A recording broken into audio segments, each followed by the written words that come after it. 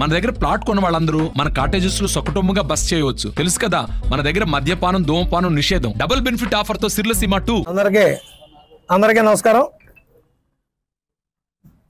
ఈరోజు ఈ మీడియా సమావేశం ఏర్పాటు చేయడం గల కారణం ఏంటంటే, గత కొంతకాలంగా రకరకాల ప్రచారం, రకరకాల ఇబ్బందులు పడతా ఉన్నాం. రకరకాల సమాచారాలు అంటే ప్రజల్లో రకరకాలుగా మాట్లాడుకోవడం. గత 2019 ఎలక్షన్లో ఆ రోజున జగన్మోహన్ రెడ్డి గారు నాకు టికెట్ ఇవ్వలేదని ఆవేదనతో నేను పవన్ కళ్యాణ్ గారి దగ్గరికి వస్తే, ఆ రోజున ఆయన మొట్టమొదటి సీట్ ఇచ్చి నన్ను గౌరవించడం జరిగింది. ధర్మిల 5 సంవత్సరాల నుంచి దగ్గర 6 సంవత్సరాల నుంచి కూడా నేను నిరంతరం పార్టీ కోసం కష్టపడి, ఒక దైవం కంటే నా దేవుడు ఎవరున్నారంటే అది పవన్ కళ్యాణ్ అని చెప్పుకునే పరిస్థితిలో నేను పార్టీని ఓడిపోయినా కూడా 2019లో టికెట్ ఇచ్చారు. అత్యధికంగా ఎంతో ఆర్థిక భారం చేసి నేను ఎలక్షన్లో గెలవాలని తప్పించాను, కానీ అయినా గెలవలేకపోయాను. దాంట్లో అనేకమైన కారణాలు ఉన్నాయి. ధర్మిల ఓడిపోయిన వారం నుంచి కూడా పార్టీ కోసం నిరంతరం కూడా కష్టపడి పనిచేశాను. కానీ ఆఖరికి వచ్చేటప్పటికి మన వారాహి యాత్రలో కూడా ఎంతో కష్టపడి ఎంతో ఆర్థికంగా భారమైనప్పటికీ కూడా ఏ కార్యకర్తకి కూడా ఇబ్బంది లేకుండా వారాహి యాత్ర కూడా పవన్ కళ్యాణ్ గారిను ఒక ఘన స్వాగతం పలకాలి ఆయన మహనీయుడికి అని చెప్పేసి నేను చేయడం జరిగింది. నేను ఎన్నోసార్లు ఆయన అడగడం కూడా జరిగింది. ఎప్పుడు అడిగినా మీలాంటి వాళ్ళు కాపాడుకోకపోతే నేనెందుకు పితాని గారు, నేను మీకు అండగా ఉన్నాను, మీకు ఏ ఇబ్బంది లేదని చెప్పేసిన దాఖలాలు ఒక్కొక్కలుగా ఉన్నాయి. ఈ మధ్యకాలంలో వారాహి యాత్రలో కూడా సభావేదికగా పితాని గారు గెలుచుంటే మీ అందరి తరఫున పోరాడేవారు, ఆయనకి వెనకాల ఉండి నేను సపోర్ట్ చేసేవాడిని అని చెప్పేసి చెప్పారు. ఆ రోజున నా భార్య, నా అక్క, నేను వెళ్ళినప్పుడు పితాని గారి బాధ్యత నాదమ్మ అని చెప్పేసి నా భుజం తట్టి ధైర్యం చెప్పడం కూడా జరిగింది. ధర్మిల పొత్తు కుదిరింది. పొత్తులో కనీసం టికెట్ నాకు వస్తుందని చెప్పేసి నేను ముందు కూడా నేను చెప్పాను. ఇక్కడ దాట్ల సుబ్బరాజు గారు బలమైన అభ్యర్థి, పొత్తులుంటే అతనికి బుచ్చిబాబు గారికి ఇస్తారు కదా, నన్ను రామచంద్రపురం పంపిస్తున్నారని చెప్పి అడిగినప్పుడు ఆయన ఎంతో ఇదిగా కుర్చీలో నుంచి ఒక్కసారి వెనక్కి ఎరగబడి, చిచ్చి సమస్య లేదు పితాని గారు, మిమ్మల్ని కాపాడుకునే బాధ్యత నాదని చెప్పేసి ఆయన నాకు మాట్లాడడం కూడా జరిగింది. అలాగే ఎన్నోసార్లు ఆయన నన్ను ఇక్కడికి ఎట్టి పరిస్థితులు మీరే ఉంటారనే విధంగానే మాట్లాడారు తప్ప ఎక్కడ కూడా కొన్ని అలాంటి విధానం ఉన్నప్పుడు ఇది పొత్తులో వేరే వాళ్ళకి సీటు వెళ్ళిపోతుంది, అందుకని పొత్తులో ఇవ్వాల్సి వస్తుంది, మీరు ఎక్కడన్నా కాకినాడ రూరల్ కానీ రామచంద్రపురం కానీ మీరు ఏమన్నా అవకాశం ఉంటే మీరు ఇష్టపడితే ఎక్కడ చోట మీకు ఇస్తాననే మాట కూడా ఎక్కడా చెప్పడం జరగలేదు. టికెట్ ప్రకటించే ముందు కూడా ఇక్కడ పొత్తులో వెళ్తుందని కానీ లేకపోతే మీకు టికెట్ రావట్లేదని కానీ ఏ రోజు కూడా నాకు చెప్పడం జరగలేదు. ఇది చాలా బాధించింది. నాకే కాదు, ఈ రాష్ట్రంలో జనసేన పార్టీలో పనిచేసిన ఏ కోఆర్డినేటర్కి, ఏ ఇన్ఛార్జికి కూడా ఎక్కడా కూడా ఇంతవరకు ఎవరికి కూడా చెప్పలేదు. వాళ్ళు ఇష్టం వచ్చినట్టుగా వాళ్ళు టికెట్లు ప్రకటించేసుకున్నారు. కనీసం తర్వాత అయినా పిలుస్తారేమో అని ఆశించాం, ఆ తర్వాత కూడా మమ్మల్ని పిలవలేదు. మేము అడిగినా కూడా అపాయింట్మెంట్ మాకు దొరకలేదు. ధర్మిల ఇది పొత్తులో తెలుగుదేశానికి వెళ్ళిపోయింది. అయినప్పటికీ రామచంద్రపురం అనేది అవకాశం ఉంది, ఇస్తారేమో అని ఆశించాం. జేహో బీసీ సభలో తెలుగుదేశం సభ జరిగిన రోజున ఆ రోజున నేను కళ్యాణ్ గారిని అడగడం జరిగింది. ఆ రోజున 35 నిమిషాలు ఆయనతో మాట్లాడడం జరిగింది. ఆ రోజు అన్నీ కూడా స్పష్టంగా ఆయనకి చెప్పడం జరిగింది. రామచంద్రపురం నాకు బాగుంటుందని చెప్పాను. అన్ని రకాలుగా కూడా ఆయనను ప్రశ్నించడం జరిగింది. అన్నిటికీ కూడా నేను సంసిద్ధులై ఉన్నానని చెప్పేసి అది ఇస్తాను, ఇది ఇస్తాను, ఏదోటి ఇస్తాను, మీరు బాధపడకుండా ఆ రోజు కూడా నాకు చెప్పలేదు ఆయన. ఎప్పుడు అపాయింట్మెంట్ అడిగినా మేమంతా కూడా ఎప్పుడు పడిగాపులు గాయడమే తప్ప ఎప్పుడు కూడా మమ్మల్ని పిలిచి మీకు ఎలా జరిగింది, మీకు ఎలా చేయలేకపోయినా మీకు ఎలా చేస్తామనే మాట ఏ రోజు కూడా ఈ రోజు వరకు కూడా చెప్పడం జరగలేదు. నేను ఆవేళ మాకు చెక్కులో 2 చెక్కులు వచ్చినాయి, ఇన్సూరెన్స్ చెక్కులు. ఆ చెక్కుల రోజున కూడా నేను వెళ్ళడం జరిగింది. ఇక్కడ చెక్కులు వచ్చిన మరి కార్యకర్త చనిపోయిన వాళ్ళ ఫ్యామిలీని తీసుకుని వెళ్ళడం జరిగింది. ఆ రోజు ముందు రోజునే ఈ రామచంద్రాపురం కూడా ప్రకటించేస్తారు. ఆ రోజునే చెక్కులు ఇచ్చేసిన తర్వాత నేను అపాయింట్మెంట్ అడిగాను. చాలా బిజీగా ఉన్నారు సార్, మళ్ళీ మీకు కౌరు పెడుతున్నారు. ఎక్కడా కూడా కౌరు పెట్టిన దాఖలా లేవు. ఓ పక్కన గుద్దడి జమీ గారు కానీ, ఓ పక్కన మా తమ్ముడు గారు కానీ, అలాగే సానభోని వీరభద్రరావు గారు కానీ, ఇంకా చాలామంది ఉన్నారు, గుద్దటి విజయ్ గారు కానీ, వీళ్ళందరూ కూడా ఈ అపాయింట్మెంట్కి చాలామంది ప్రయత్నం చేశారు. ధర్మల నిన్న సచ్చిసేడి మొన్న మాకు కబురు వచ్చింది, అది కూడా నాగబాబు గారు అపాయింట్మెంట్. నేను నాగబాబు గారు అపాయింట్మెంట్ అంటే రాను అని అంటే, లేదండి మరి అలా పిలిచారు మాకు అలాగే చెప్పమన్నారంటే, సరే పెద్దవాళ్ళు పిలిచారు కదా అని మేము వెళ్ళడం జరిగింది. అలాగే అక్కడ నేను అన్నీ కూడా ఖచ్చితంగా చెప్పడం జరిగింది.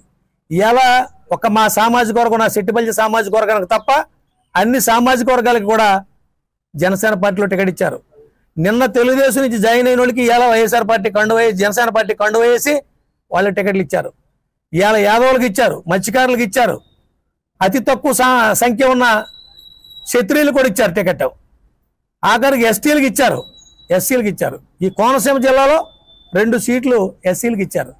కానీ బీసీ సామాజిక వర్గం, సెట్టిపల్లి సామాజిక వర్గానికి అతి హీనంగా చూసిన మరి నాకు చాలా కష్టం అనిపిస్తుంది.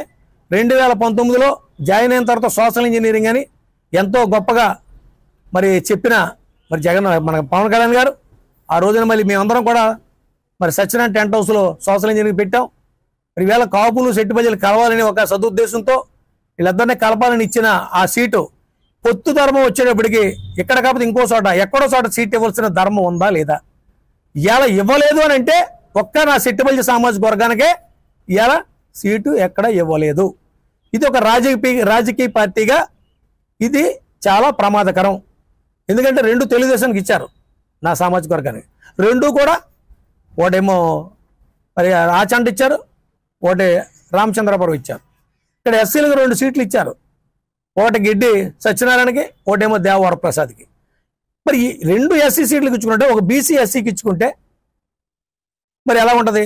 అవేళ నాదెళ్ల మనోహర్ గారిని మేమందరం వెళ్ళినప్పుడు మరి సెట్టిపల్లికి ఇవ్వాలి కదంటే పొత్తులో అయ్యని ఉండమని చెప్పాడు ఆయన, నాదెళ్ల మనోహర్ గారు. మరి ఉంటాయనేది ఇప్పుడు ఇలా అన్ని రాజకీయ పార్టీలు కూడా కమ్యూనిటీ ఈక్వేషన్ చూసుకునే టికెట్లు ఇస్తూ ఉన్నాయి. కానీ అలాంటిది ఒక టికెట్ కూడా నాకు ఇవ్వలేదని నేను అడిగితే నాకు మొన్న వెళ్ళిన రోజునే ఏ సమాధానం కూడా చెప్పలేదు. నేను కనీసం ఒక ప్రెస్ మీట్ అన్న రిలీజ్. మరి ప్రజలందరూ ఏమనుకున్నారంటే రకరకాలుగా మాట్లాడుకునే పరిస్థితి. కానీ ఎప్పుడు కూడా పవన్ కళ్యాణ్ గారు నాకు అన్యాయం చేస్తారని ఏ రోజు కూడా ఊహించలేదు. ఆయన ఏది ఇస్తానన్నా కూడా నాకు చాలా బాధ అనిపిస్తూ ఉంది. ఆయన ఒక మాట అన్నా కూడా బాధ అనిపిస్తూ ఉంది. ఎందుకంటే ఆయన ఆరాధ్య దైవం అని చెప్పేసి పొగిడిన వ్యక్తిని నేను. అలాంటిది ముందు వరుసలో నన్ను మరి అవమానానికి గురి చేసిన మరి పవన్ కళ్యాణ్ గారికి మరి నేను చాలా ఈ మీడియా ద్వారా చాలా ఆవేదన వ్యక్తం చేస్తున్నాను. ఏ రోజు కూడా ఆయన పన్నెత్తి మాట్లాడలేదు. ఎంత ఈ ఎన్ని నియోజకవర్గాల్లోనూ కూడా మరి ఖచ్చితంగా అన్ని చోట్ల కూడా ఫ్లెక్స్లు అంటించారు, రకరకాల విధ్వంసాలు చేశారు. కానీ ఎక్కడా కూడా ఇక్కడ చిన్న విధ్వంసం జరగకుండా నేను చూసి నేను ఎంతో విలువలతో కూడా రాజకీయం చేశాను.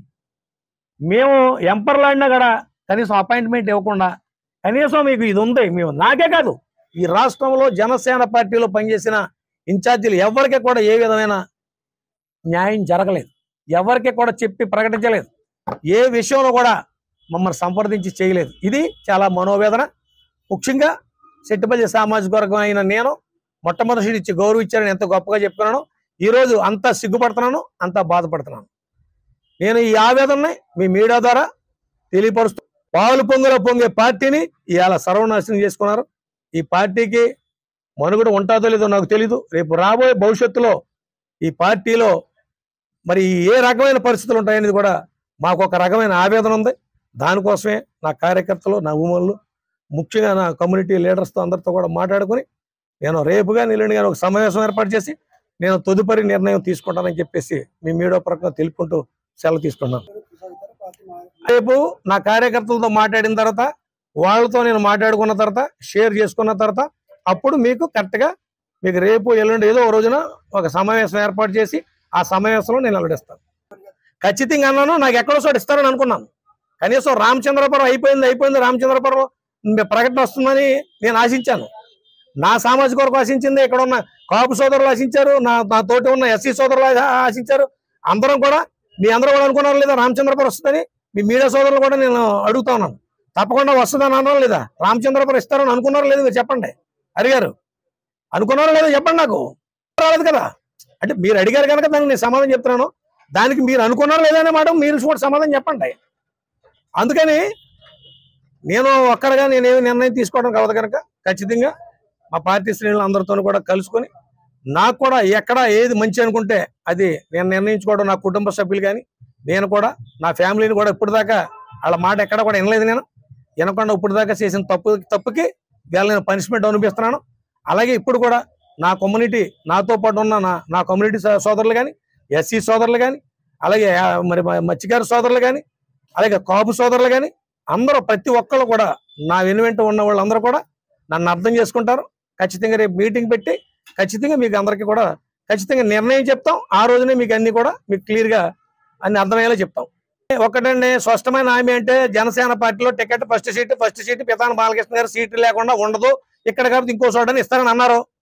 రేపు పొద్దున ఏ స్పష్టమైన హామీ ఇచ్చినది జరుగుతుందన్న నమ్మకం కూడా మాకు కనపడటం లేదు. కనుసూపు మేరలో ముందు నాకు కావాల్సింది నా కార్యకర్తలు, నా అభిమానులు, వాళ్ళు ఏం చెప్తే దానికి నిర్ణయం చేసుకుని దాన్ని బట్టి ఆలోచిస్తాను. Okay, thank you. మరిన్ని వీడియోస్ కోసం ఛానల్ ని సబ్స్క్రైబ్ చేయండి, లేటెస్ట్ అప్డేట్స్ కోసం వాట్సాప్ ఛానల్ ని ఫాలో చేయండి అండ్ లింక్ డిస్క్రిప్షన్ లో ఉంది.